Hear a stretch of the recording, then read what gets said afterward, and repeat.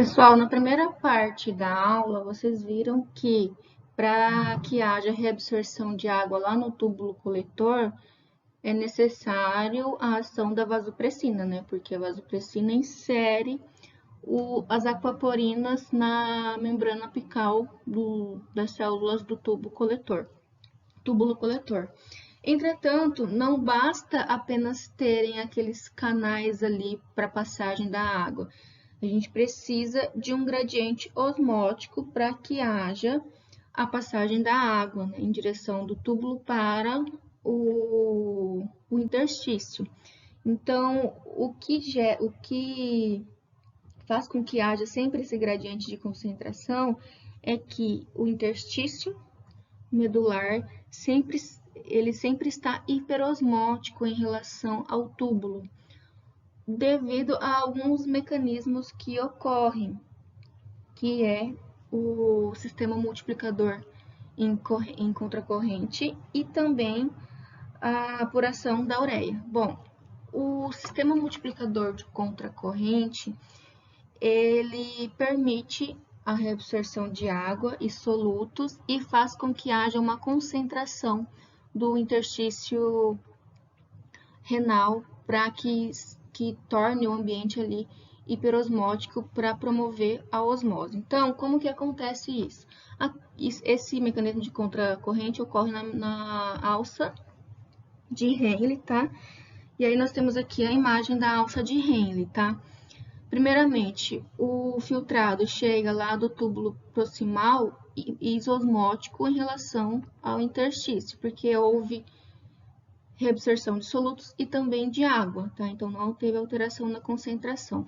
Conforme o líquido vai descendo pela alça descendente, vai havendo reabsorção de água e isso faz com que o filtrado fique cada vez mais hiperosmótico. Ó, ele chegou com 300 e começou a ficar mais concentrado, chegando até 1.200 miliosmóis.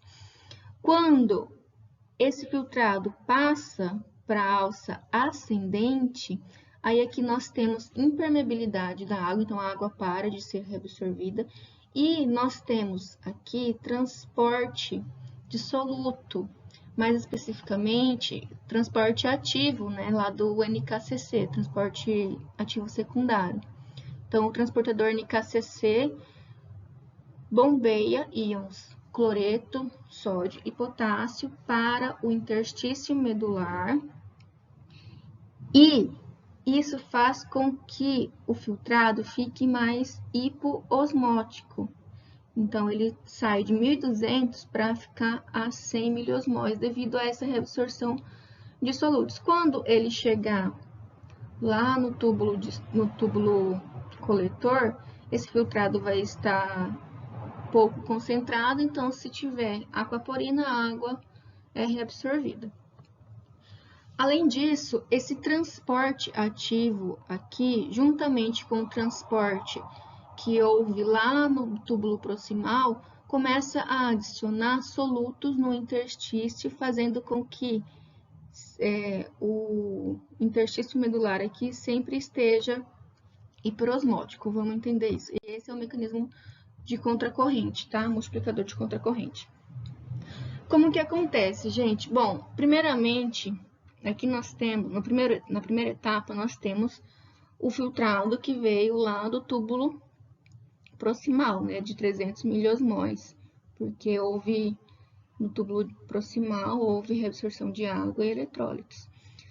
Quando esse soluto, né, quando esse filtrado chega na alça ascendente de Henle, nós temos reabsorção de sódio e cloreto, né, bombeados para fora. E isso faz com que, ao serem bombeados, a osmolaridade do filtrado no lumen fique menor e começa a concentrar maior quantidade de solutos no interstício. E aí, numa próxima etapa, quando chega mais quantidade de filtrado lá do túbulo proximal, ele vai estar menos concentrado do que o interstício, e isso vai favorecer a reabsorção de água. Lembram lá que esse epitélio aqui da alça descendente é permeável à água, né? Então, se a gente tem diferença osmótica, ele entra com 300 miliosmóis e aqui no interstício é 400, então quer dizer que a água vai passar para o interstício. E aí isso vai criando esse gradiente, tá? Na etapa 4, a gente vê que conforme vai passando na alça, ele vai perdendo a água para o meio. E quando chega novamente na alça ascendente, a gente tem novo bombeamento de íons. E aí os íons passam para o interstício. Aqui vocês estão vendo que esse interstício está 350. Por quê? Porque ele começou a receber água da alça descendente, e isso vai meio que diluindo o interstício. Porém, conforme ele vai descendo e depois volta para a alça ascendente, essa adição de íons faz com que novamente eles usem centrado. Então, isso ao longo de vários ciclos vai criando um interstício medular mais hiperosmótico devido à adição de íons que ocorreu aqui de forma ativa na alça ascendente, né? Mais especificamente na porção espessa da alça ascendente. Então, a medula intersticial aqui, ela sempre estará hiperosmótica, favorecendo a reabsorção de água na alça ascendente, perdão, na alça descendente, e a gente tem o transporte ativo aqui na alça ascendente de íons, adicionando cada vez mais os solutos aqui. Por que que quando a água é reabsorvida na alça descendente, isso não dilui totalmente o interstício aqui? Porque a conformação anatômica dos vasos retos faz com que haja uma coleta dessa água a partir desses vasos. Então, isso impede que o interstício seja diluído. Os vasos retos, o fluxo sanguíneo do vaso reto, ele é oposto ao fluxo do filtrado. Então, isso favorece a reabsorção. Ó, aqui eu coloquei essa imagem de novo para vocês verem a importância aqui da anatomia aqui dos vasos retos. Tá vendo que o fluxo é oposto, ó, enquanto o fluxo do filtrado é nessa direção, o fluxo sanguíneo dos vasos retos está vindo na direção oposta. Por que que isso é importante? Bom, o plasma ele é 300 miliosmóis, certo? Conforme ele vai descendo, ele vai coletando os solutos que foram deixados pela alça ascendente, na alça de Henle. E isso vai fazendo com que o plasma fique cada vez mais hiperosmótico. Quando o fluxo chega na porção da alça descendente, então isso facilita a coleta do sangue que foi deixado por essa porção. Então, a água que é reabsorvida, ela não dilui o interstício porque é coletada para os vasos sanguíneos aqui, pelos vasos retos, tá? Então, novamente retomando, o bombeamento de íons aqui no interstício facilita a concentração do interstício, mas não é somente a concentração de cloreto de sódio que faz com que o interstício medular seja hiperosmótico.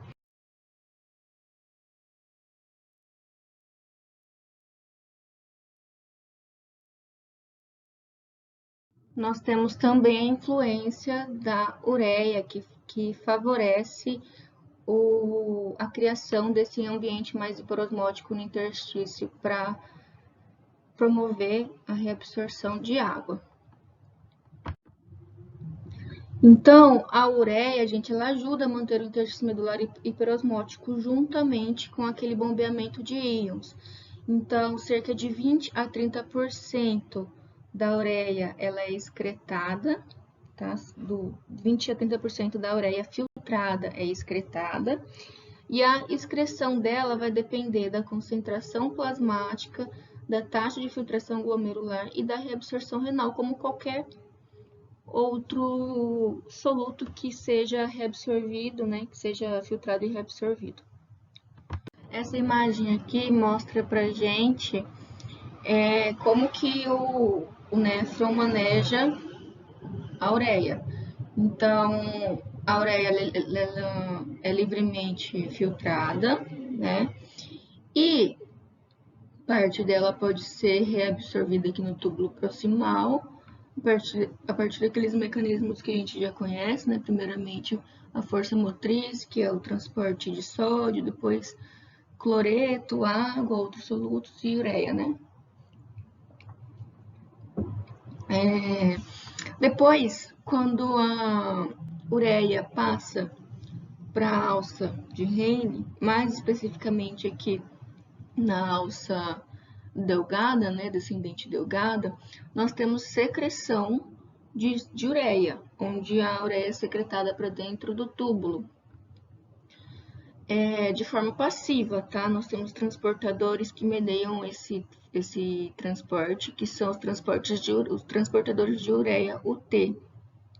Tem várias isoformas, A1, A2, A3. Conforme o líquido vai passando pelos túbulos, aqui na porção espessa da alça ascendente, o túbulo e o ducto coletor, mais especificamente o ducto coletor cortical, são impermeáveis à ureia. Então, o que aqui está acontecendo? Nessa porção aqui do ducto coletor, nós temos reabsorção de água, certo? Claro que quando tem concentração de ADH disponível, né? Vasopressina disponível.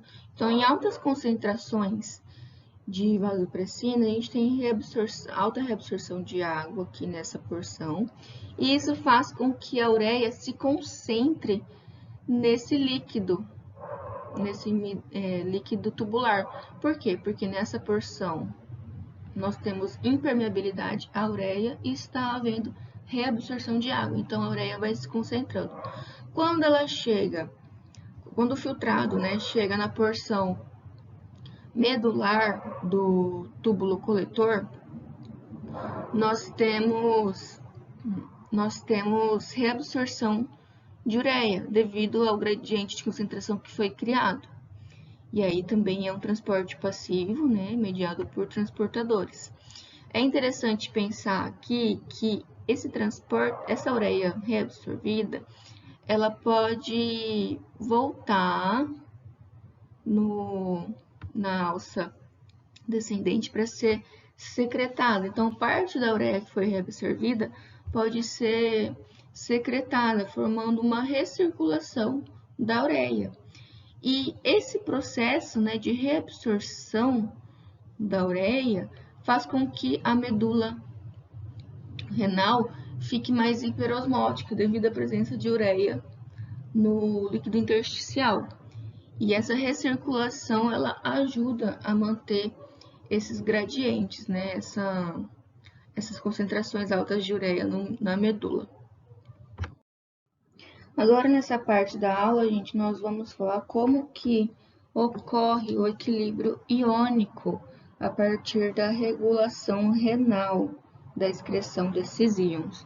Bom, primeiramente, nós vamos falar do sódio. O sódio ele é muito importante quando a gente pensa em equilíbrio hidroeletrolítico, porque ele é o principal íon responsável por alterar a osmolaridade do líquido extracelular e também alterar o volume, tá? A concentração plasmática de sódio no nosso organismo é de 135 a 145 miliosmols por litro. E essa concentração plasmática, ela é igual à concentração do líquido extracelular. Não sei se vocês lembram, logo nas primeiras aulas de fisiologia que a gente teve, eu mostrei para vocês um gráfico mostrando as concentrações do líquido extracelular do plasma e do líquido intracelular. E aí, o sódio, né, a gente viu que o sódio ele tem a mesma concentração no líquido extracelular e no plasma, tá? Então, alterações na concentração plasmática de sódio vão causar alterações na concentração plasmática, perdão, na concentração do líquido extracelular de sódio. E aí, o sódio ele é considerado um soluto não penetrante. O que significa isso? Ele não entra na célula a não ser que haja um estímulo para isso, a não ser que haja, por exemplo, abertura de canais de sódio, mas normalmente ele é impenetrável, ele não possui permeabilidade para entrar. Então, ele fica concentrado ali no líquido extracelular, o que faz modificar a tonicidade do líquido extracelular. Ou seja, se a gente aumenta as concentrações de sódio do líquido extracelular, isso vai aumentar a osmolaridade dessa solução e isso vai desencadear a perda de água da célula, né, devido ao aumento da osmolaridade e da tonicidade do líquido extracelular. E o contrário também pode ocorrer, se a gente tem redução dessa concentração de sódio, a água do líquido extracelular pode passar para o líquido intracelular a partir desse gradiente osmótico criado. Tá? Então, é muito importante que haja essa regulação do sódio para manter a osmolaridade do líquido extracelular e também o volume. Por exemplo, se nós adicionássemos 155 miliosmoles de sódio a mais do que o normal, para manter as concentrações de sódio, nós deveríamos ingerir cerca de 14 litros de água. Deveríamos adicionar 14 litros de água ao sistema. Imagina, adicionar 14 litros de água, o que não aconteceria na pressão arterial? Isso aumentaria, né, em grande parte, a pressão devido ao aumento do volume. Então, é necessário que haja esse controle. Bom, aqui, infelizmente, né, nós temos mecanismos homeostáticos que são desencadeados para manter esse controle, para controlar a homeostase de sódio, né, para regularizar a hipo ou hipernatremia, né? Hiponatremia quando tem redução de sódio nas concentrações plasmáticas e hiper é quando a gente tem aumento de sódio no plasma. Então, esses mecanismos homeostáticos eles são gerados, né, para controlar. Quando a gente tem ingestão de sal, né, que é o NaCl, nós aumentamos a osmolaridade, claro, se não for acompanhado com uma mudança no volume. Então, por exemplo, você come uma pizza, né, que é rica em sódio, mas não bebe água. Isso vai aumentar a quantidade de sódio no seu plasma, fazendo com que haja um aumento da osmolaridade. O que isso vai desencadear no seu organismo?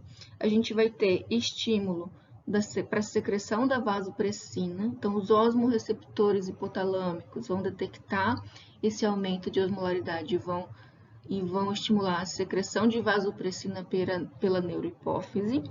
A vasopressina vai atuar nos túbulos renais, desencadeando o aumento da reabsorção de água, e assim os rins vão conservar a água, impedindo que você perca, né, quantidades de água que possam piorar o aumento da osmolaridade. Bom, além disso, né, além de conservar a água, a gente vai ter mecanismos que vão estimular mudança comportamental, ou seja, vão ativar vias hipotalâmicas lá no centro da sede do hipotálamo, desencadeando o aumento da ingestão de água. Aí você vai sentir sede e vai buscar água depois de comer pizza, né? E aí isso o aumento da ingestão de água vai aumentar a reabsorção renal de água, né, já que tem vasopressina presente, e isso vai desencadear o aumento do volume do líquido extracelular. E aí a gente começa a diluir, né, a concentração começa a ficar mais diluída do líquido extracelular. Os rins, então, vão aumentar a excreção de sal e água para retornar a osmolaridade e retornar o volume normal. Por quê? Quando teve ingestão de água, aumentou o volume do líquido extracelular. E isso fez com que houvesse aumento da pressão arterial. Quando a gente tem aumento da pressão arterial, gente, aí a gente tem aqueles mecanismos compensatórios cardiovasculares para tentar regularizar a pressão arterial, né, que é a resposta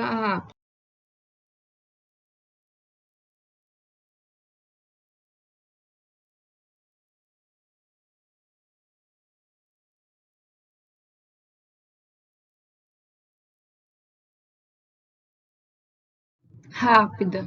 E quais são, né, esses mecanismos? Retomando aqui, nós temos, quando tem aumento da pressão arterial, nós temos estiramento dos barorreceptores, e isso vai mandar sinais lá para o centro de controle cardiovascular, aumentando a sinalização parasimpática, né, aumentando a via parasimpática, diminuindo o estímulo simpático. Isso vai desencadear redução da frequência cardíaca e vasodilatação.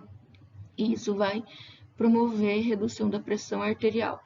Então, juntamente com esses mecanismos e os mecanismos renais, nós temos então volume e pressão de sangue retornando ao normal junto com a osmolaridade. Por isso que quando, por exemplo, pessoas que têm, né, que são hipertensas, a gente costuma, né, profissionais da saúde costumam alertar ou aconselhar essas pessoas a diminuir a ingestão de sal, né, diária. Por quê? Porque isso vai culminar aqui num aumento da pressão arterial. Então, a pessoa que já tem hipertensão, ela é interessante ela dar uma reduzida aqui nessa ingestão de sal para não desencadear todo esse processo aqui.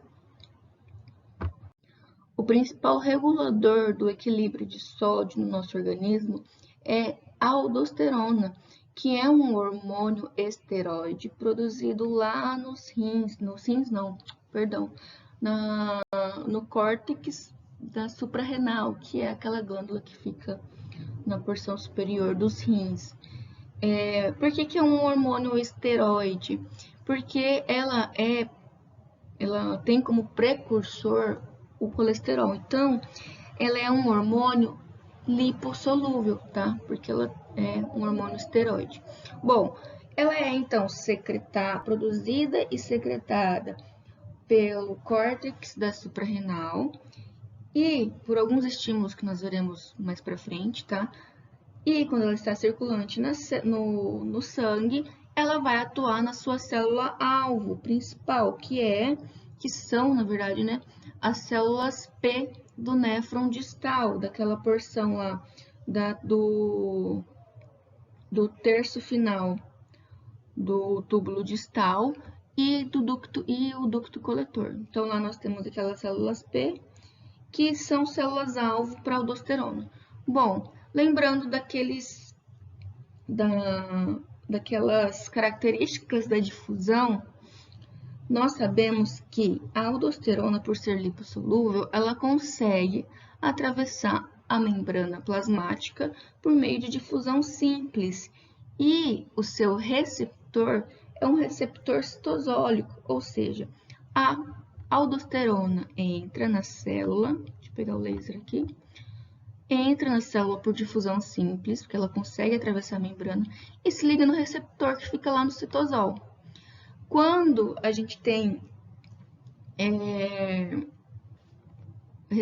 ligação ao receptor, esse complexo receptor-ligante vai desencadear o aumento de uma molécula sinalizadora que os cientistas ainda não sabem qual é, que vai favorecer vai aumentar, na verdade, o tempo de abertura de canais de sódio e potássio que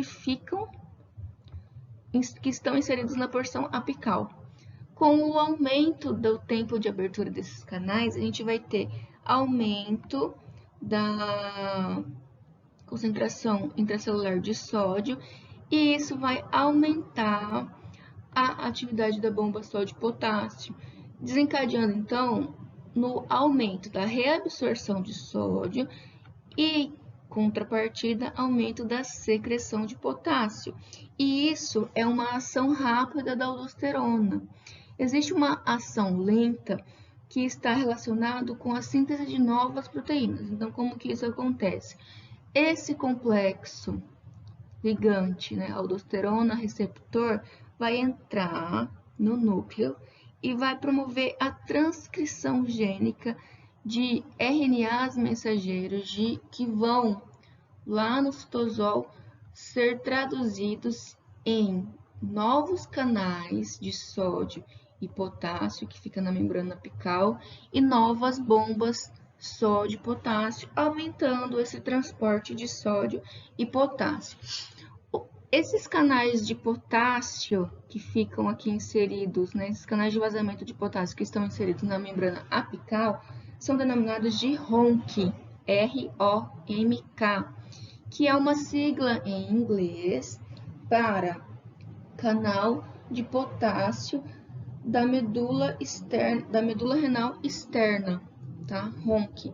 E esses canais de sódio da membrana apical são denominados de ENaC, que também é uma sigla em inglês para canais de sódio epiteliais, canais epiteliais de sódio, tá?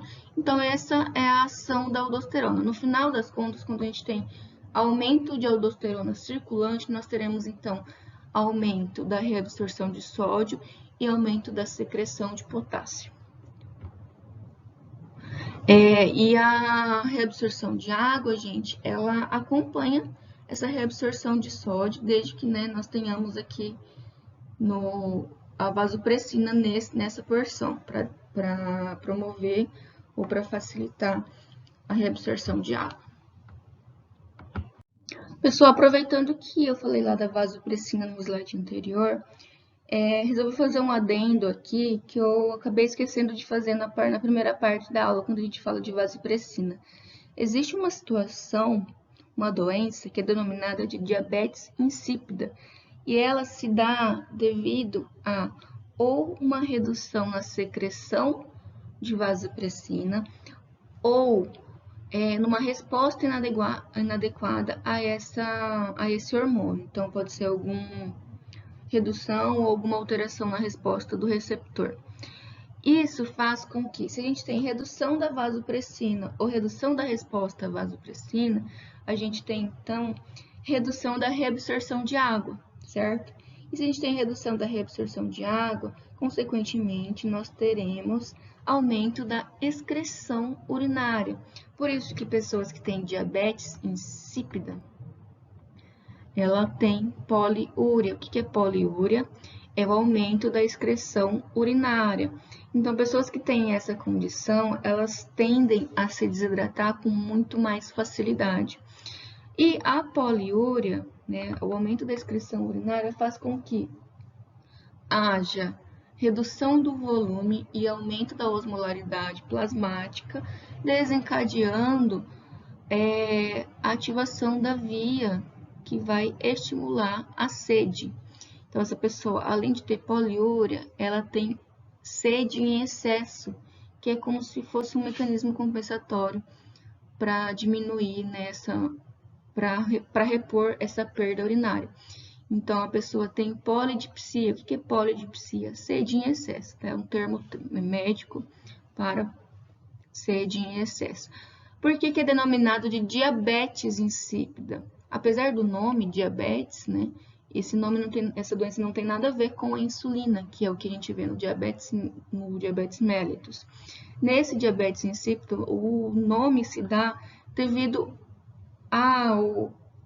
aos sintomas, alguns sintomas que são muito parecidos, né? Que são a poliúria e a polidipsia. polidipsia. No diabetes mellitus, devido ao aumento da glicose no plasma, né, isso faz com que o paciente tenha um aumento da excreção urinária devido ao aumento do gradiente osmótico no túbulo, devido à concentração elevada de glicose. E aí isso desencadeia uma poliúria e, consequentemente, polidipsia. Então, às vezes, pode ter uma confusão devido aos sintomas parecidos. Por isso que, quando os médicos descobriram essa doença, né, eles denominaram de diabetes insípida, porque é uma condição que causa poliúria, mas sem necessariamente ter essa urina adocicada que nós temos no diabetes mellitus. Retomando aqui, né, a parte da aldosterona, nós temos dois estímulos para a secreção desse hormônio na corrente sanguínea, que é o aumento da concentração de potássio no plasma e redução da pressão arterial. Bom, o aumento da concentração de potássio estimula diretamente as células corticais da suprarrenal a secretarem aldosterona, como uma forma de proteger o organismo contra a hipercalemia. O que é hipercalemia? Aumento da concentração de potássio no sangue. Então, se a gente tem uma hipercalemia, isso pode desencadear uma série de reações devido às alterações dos potenciais de membrana das células excitáveis. Então, a gente precisa impedir que haja uma hipercalemia. Então, o potássio, quando ele está aumentado, ele mesmo vai lá e estimula a suprarrenal a secretar aldosterona. Com o aumento da secreção de aldosterona, nós temos não só reabsorção de sódio, como também aumento da secreção de potássio, e isso impede que haja, né, esse excesso de potássio. O outro fator é a redução da pressão arterial. A redução da pressão arterial desencadeia ativação de uma via que é a via do sistema renina-angiotensina-aldosterona, que vai culminar, né, na ativação e produção de alguns intermediários que vão, ao final, estimular a secreção de aldosterona. E todo esse sistema, ele é um sistema importantíssimo para controle da pressão arterial a longo prazo, né? O controle renal da pressão arterial. Então, gente, esse sistema renina-angiotensina-aldosterona se inicia com a secreção de renina. A renina é uma enzima que é secretada pelas células granulares e existem 3 estímulos que fazem com que essas células secretem a renina. O primeiro estímulo é um estímulo local em que o próprio fluxo sanguíneo faz com que essas células granulares secretem a insulina. Quando a gente tem redução do fluxo, né, da pressão arterial, aqui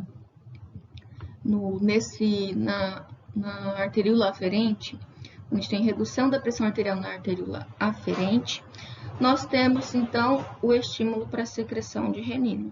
Além disso, existe um estímulo parácrino que é proveniente lá das células da mácula densa. Vocês lembram lá da retroalimentação túbulo-glomerular? Quando a gente tem redução da pressão arterial, isso diminui o fluxo renal, diminuindo então o fluxo de sangue para a arteríola aferente e, consequentemente, reduzindo o volume de filtrado aqui no glomérulo. Esse volume, então, menor, vai diminuir o fluxo que vai chegar nos túbulos e, quando esse fluxo diminuído chegar ao ramo ascendente da alça de Henle, né, esse fluxo diminuído e essa concentração menor de sódio vai ser detectada pelas células da mácula densa, ao carro de som. E essas células da mácula densa vão secretar substâncias parácrinas que vão estimular as células granulares a secretarem renina. tá? Além disso, o terceiro estímulo para a secreção de renina é o estímulo simpático. Então, essas células granulares, elas possuem terminações nervosas de neurônios simpáticos que vão ativar a secreção de renina, tá? Então, vocês puderam perceber que a secreção de renina é combinada pela redução da pressão arterial, tá? Esses três fatores são desencadeados pela redução da pressão arterial. Então, quando nós temos redução da pressão arterial, isso desencadeia a redução da taxa de filtração glomerular. Isso vai ser percebido pelas células da mácula densa, que vão promover a ativação das células granulares a secretarem renina. A redução da pressão arterial também vai estimular diretamente as células granulares a secretarem renina. E quando nós temos pressão arterial reduzida, nós temos, os barorreceptores que vão atuar no centro de controle cardiovascular, aumentando a atividade do sistema nervoso simpático. E ele vai estimular as células granulares a secretarem renina. Comi um L aqui, faltou um L nas células. E aí nós temos, então, a partir desses três estímulos que foram desencadeados pela queda da pressão arterial, a secreção de renina, que é onde inicia aqui o sistema renina-angiotensina-aldosterona. Bom, uma vez secretada a renina vai cair na corrente sanguínea e vai atuar na catalisação da clivagem de uma proteína plasmática, que é a denominada de angiotensinogênio. O angiotensinogênio, ele é uma proteína que é sintetizada no fígado e fica circulante ali no sangue. Quando o angiotensinogênio topa, encontra a renina no sangue, ele é clivado em angiotensina 1, que é esse intermediário aqui dessa via. A angiotensina 1, depois ela pode encontrar uma outra enzima que é denominada de enzima conversora de angiotensina. Para os íntimos é denominada de ECA, tá? Então, a ECA, ela catalisa a reação da angiotensina 1 em angiotensina 2. E a angiotensina 2, ela atua como um hormônio. A angiotensina 2 tem uma ampla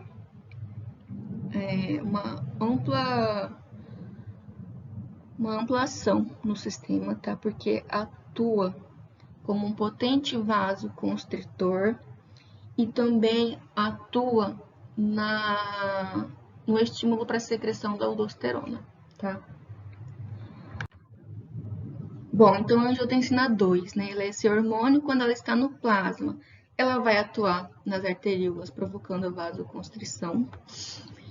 Ela vai atuar também no centro de controle cardiovascular, lá no bulbo, aumentando a resposta cardiovascular no intuito de aumentar a pressão arterial, ou seja, a angiotensina 2 vai aumentar a atividade do sistema nervoso simpático e diminuir a atividade do sistema parasimpático.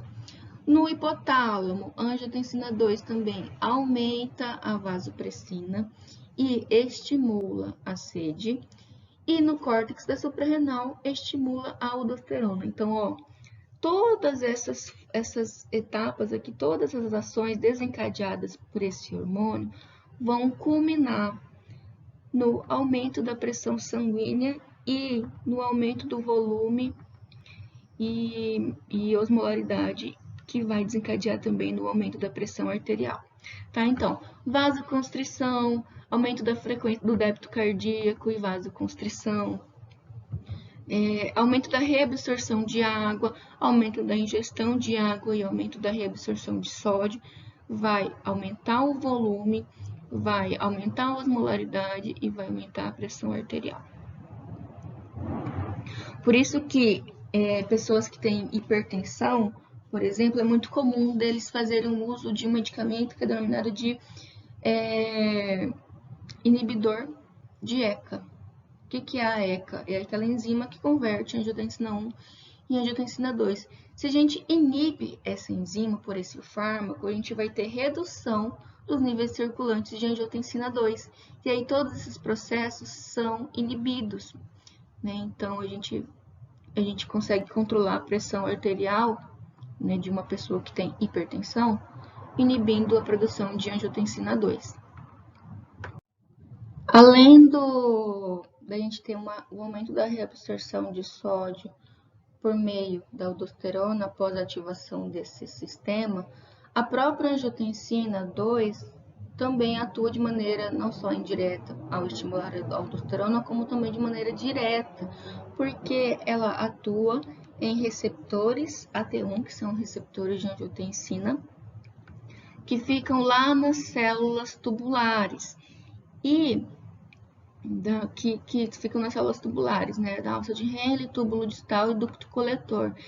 E ao se ligar nesses receptores, isso faz com que haja aumento da atividade de bombas e de canais que estimulam a secreção a reabsorção de potássio. Aqui a gente tem o lúmen, né? Então a gente tem a reabsorção de sódio sendo aumentada pela ligação da angiotensina 2 no receptor dessa célula.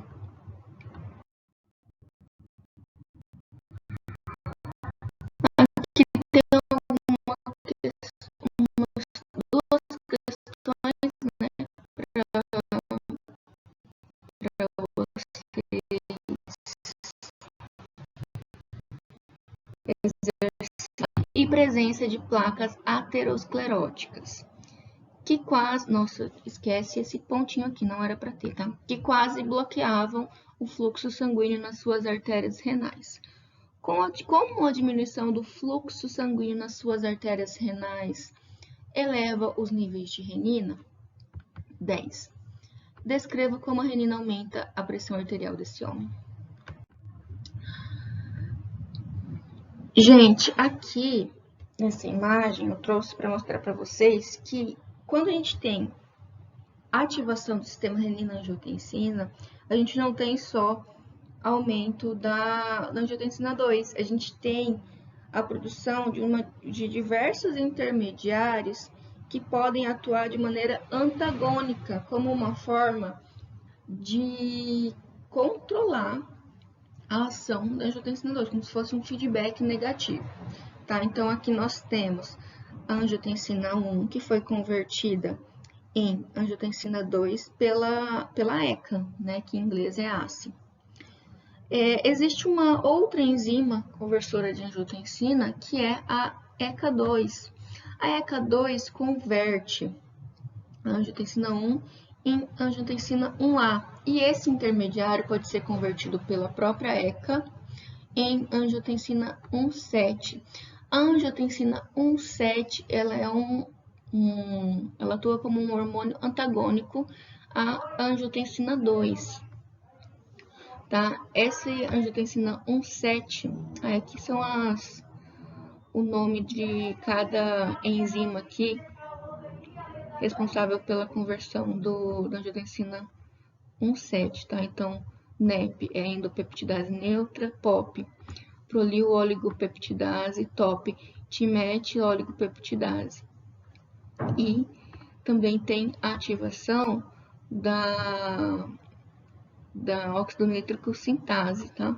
Que é uma enzima que vai produzir o óxido nítrico, e o óxido nítrico ele é um potente vasodilatador, então ela vai atuar de forma antagônica também à angiotensina 2. Bom, então a angiotensina 1,7, né? Ela é crivada pela ECA2 e se liga no receptor MAS das células. E ela pode também ser produzida e agir no cérebro. Ela já foi isolada na amígdala, que é uma região cerebral responsável,